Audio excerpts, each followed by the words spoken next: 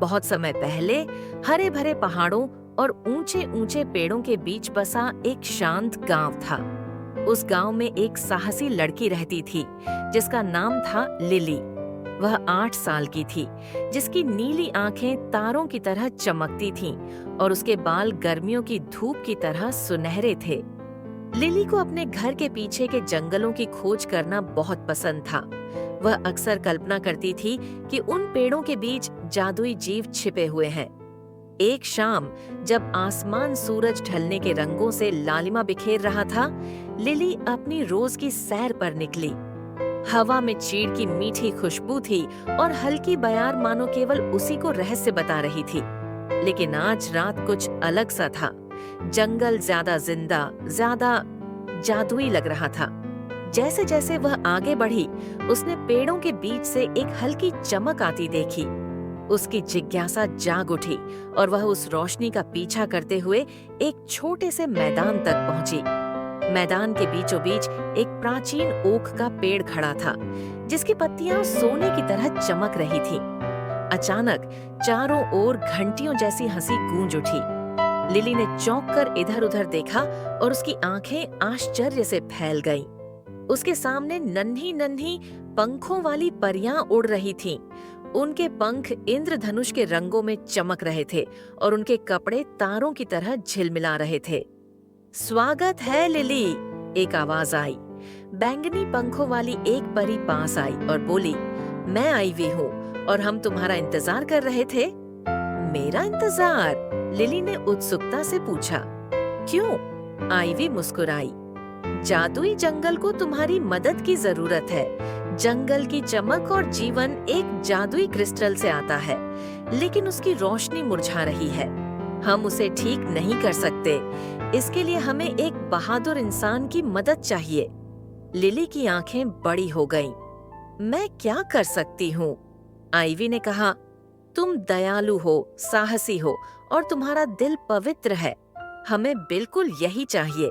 Crystal को फिर से जगमगाने के लिए 3 जादुई वस्तुएं चाहिए। फीनिक्स का पंख, मून फ्लावर की ओस की बूंद और सिल्वर ड्रैगन की एक चमकदार शल्क। क्या तुम हमारी मदद करोगी? लिली ने बिना हिचकिचाए सिर हिला दिया। अब यह साधारण सैर नहीं थी, ये एक जादुई यात्रा थी। आईवी उसे गुप्त रास्ते से ले गई और जल्द ही वे एक उपवन पहुंचे। वहां एक शानदार फीनिक्स बैठा था, जिसकी अग्निमय पंख सांझ में चमक रहे थे। फीनिक्स से विनम्रता से बात करो, ये तुम्हें पंख दे देगा, आईवी ने फुसफुसाया। लिली उसके पास गई और झुककर बोली, हे महान फीनिक्स, क्या आप मुझे अपने एक पंख देंगे ताकि मैं जंगल को बचा सकूं? फीनिक्स ने उसकी आंखों में देखा, फिर अपने चमकते पंखों में से एक को तोड़कर उसे दिया। यह तुम्हारा मार्ग रोशन करे, उसने गहरी मधुर आवाज में कहा। पंख को सुरक्षित रखकर लिली और आईवी आगे बढ़े। वे एक चमकते तालाब पर पहुंचे, जहां तारों के नीचे मून फ्लावर खिले थे। लिली ने सावधानी से हाथ जोड़कर उसकी एक चमकती ओस की बूंद ली।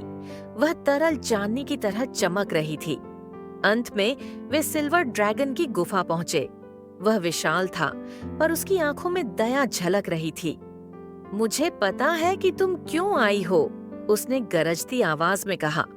उसने अपनी चमचमाती शल्कों में से एक दी, जो दर्पण की तरह चमक रही थी। इसे बुद्धिमानी से इस्तेमाल करना।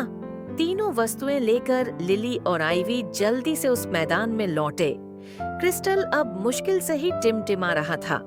आईवी ने फीनिक्स का पंख, मून फ्लावर की ओस और ड्रैगन की शल्क क्रिस्टल पर छिड़की। अचानक तेज रोशनी फूट पड़ी। पूरा जंगल जादू से जगमगा उठा।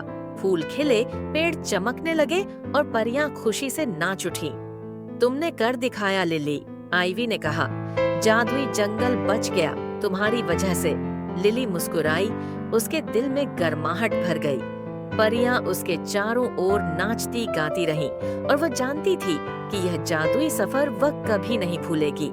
रात गहराने पर आईवी और परियां उसे जंगल के किनारे तक छोड़ने आईं। धन्यवाद, आईवी बोली, तुम हमेशा जादुई जंगल में स्वागत योग्य हो। एक आखिरी हाथ हिलाकर लिली घर लौटी। उसका दिल जादू और आश्चर्य से भरा हुआ।